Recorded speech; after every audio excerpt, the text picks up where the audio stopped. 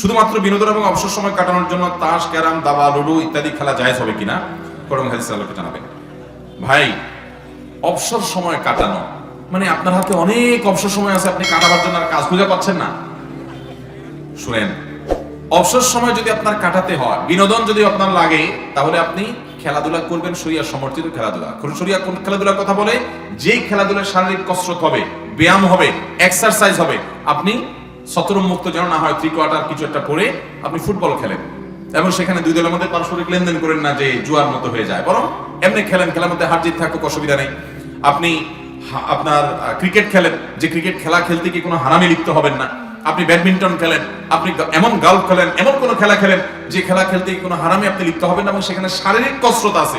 শারীরিক কসরত, ব্যায়াম যদি হয়, তাহলে সেই খেলার মাধ্যমে আপনার ব্যায়াম হবে, আপনার শরীরের মধ্যে রিফ্রেশমেন্ট, আপনার মানসিক রিফ্রেশমেন্ট হবে, শারীরিক আপনার ব্যায়াম হবে। এটা আপনি খেলতে পারেন। এগুলো খেললে দেখবেন শরীরটা একটু হালকা লাগছে, মনটা একটু ফ্রেশ লাগছে। কিন্তু আপনি যে প্রশ্ন করছেন, এই দুবো, দাবা, লুডো, ক্যারাম, এগুলো খেললে, তাস, এগুলো খেললে কি মাইন্ডটা ফ্রেশ হয় না আরো ভার হয়?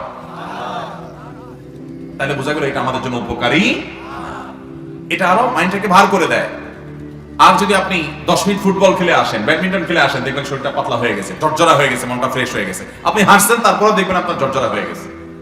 আর বসে বসে লুডো খেলেন, তাস খেলেন, ক্যারাম খেলেন, দাবা খেলেন, এগুলা লম্বা সময় ধরে খেলছেন, যদি আপনি জিতেনও, তারপরে দেখবেন আপনার ব্রেনটা হ্যাং হয়ে যাচ্ছে এবং এগুলা মানুষের মস্তিষ্কের জন্য ক্ষতিকর, চোখের জন্য ক্ষতিকর। এই জন্য এই খেলাগুলো জায়েজ নাই।